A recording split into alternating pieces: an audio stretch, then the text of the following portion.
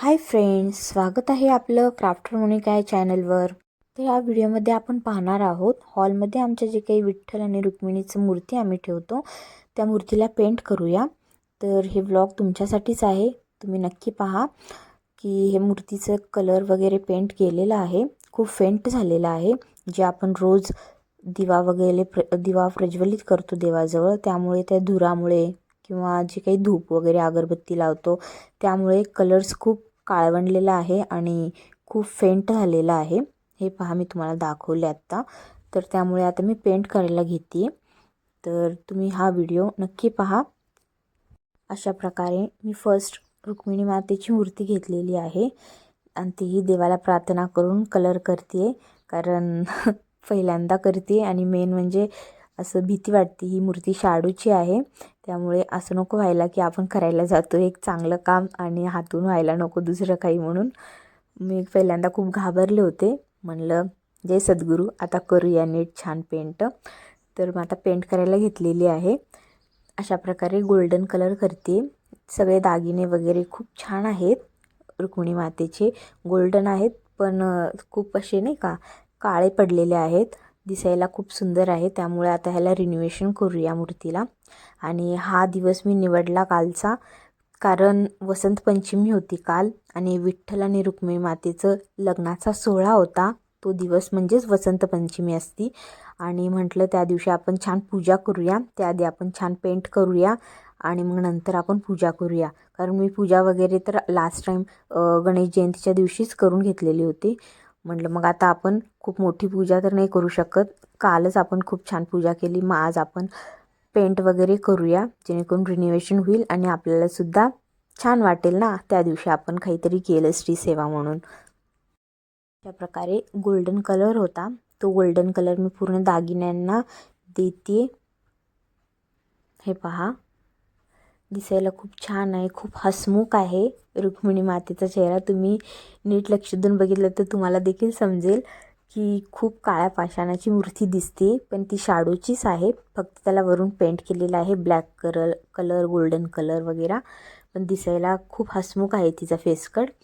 आता ते golden colour देऊन झाल्यानंतर विठ्ठलाची मूर्ती घेतलेली आहे मी, त्यांनासुद्धा गोल्डन कलर देते. जिथे जिथे गोल्डन कलर गेलेला आहे, हा शेला वगैरे आहे, त्यांची धोती आहे, अजून ज्वेलरी आहे, त्यांच्या गळ्यात जे काही आपण बनवलेले आहेत दगडी मातीचेच आणि बाजूबंद वगैरे, ते सगळ्यांना गोल्डन कलर आधी देऊन घेते. दिसायला सुद्धा खूप छान आहे विठ्ठलांची मूर्ती. खूप शांत निरागस चेहरा आहे विठ्ठलाचा. असं पाहिलं की पाहूच वाटतं आणि असं आपल्याला सुद्धा त्यांच्याजवळचे जे गुण आहेत ते ॲटोमॅटिक आपल्याकडे आत्मसात होतात. त्यामुळे आपण म्हणतो ना, कुणाच्या मध्यात आपण नेहमी अध्यात्मात राहायला पाहिजे. कारण किती केलं तरी आपल्याकडे पॉझिटिव्ह पॉईंट्स, आपलं जे काही आत्मिक बल असतं, आपलं ढासळलेलं मनोबल असतं किंवा जी काही ऊर्जा असते आपल्याकडे निगेटिव्ह वगैरे, त्या सगळ्याचा नाश होण्यासाठी, पॉझिटिव्ह एनर्जी आपल्याकडे आत्मसात होण्यासाठी आपण नेहमी अशा छोट्या मोठ्या गोष्टी करत राहिलं पाहिजे आयुष्यात. कारण यातूनच आपल्याला मनोबल वाढतं, आपली आत्मिक स्थिती वाढते, आपल्याकडे पॉझिटिव्ह विचार यायला लागतात आणि आपण वागतोसुद्धा उत्तमच. जसे विचार येतात ॲटोमॅटिकली आपली वर्तणूकसुद्धा तशीच उत्तमाची होती. त्यासाठी मला तर खूप विश्वास आहे देवावर. कारण आपण म्हणतो ना, घेतो तो श्वास तो फक्त भगवंताच्या कृपेनेच घेत असतो.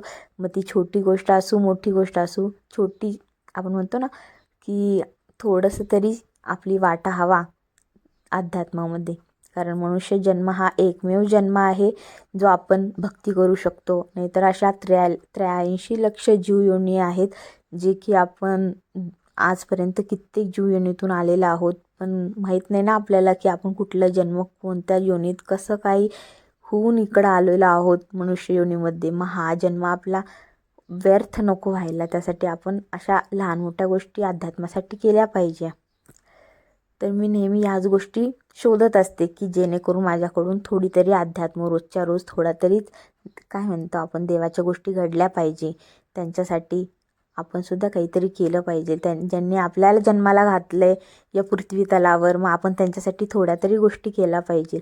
म्हणून आपलं जे काही ज्ञान आहे, नॉलेज आहे, जे काही कला आहे, आवड आहे, जो रोजचे जे काही काम आहे, आपलं बिझनेस आहे, जॉब आहे, घरची कामं आहेत, हे सगळं काही जबाबदारी सांभाळून आपण परमार्थसुद्धा नक्की केला पाहिजे. कारण हळूहळू का होईना का त्यातला जे काही अर्थ आहे, गुपित अर्थ, ते आपल्याला ऑटोमॅटिक समजायला लागतं. माफ करा, पेंट देता देता मी खूप काही बोलून गेले. तर अशा प्रकारे हे पहा, मी आता इथे येलो कलर देते. हे सुद्धा खूप फेंट झालं होतं कलर बेसचा, त्यामुळे मी हे येल्लो कलर देते. दिसायला बघा आता खूप छान दिसतोय आणि खूप डार्क दिसतोय. माझा सांगण्याचा उद्देश इतकाच होता की तुम्ही सुद्धा नक्की अध्यात्माकडे थोडा तरी टाईम द्या, जेणेकरून तुम्हाला प्रसन्न वाटेल.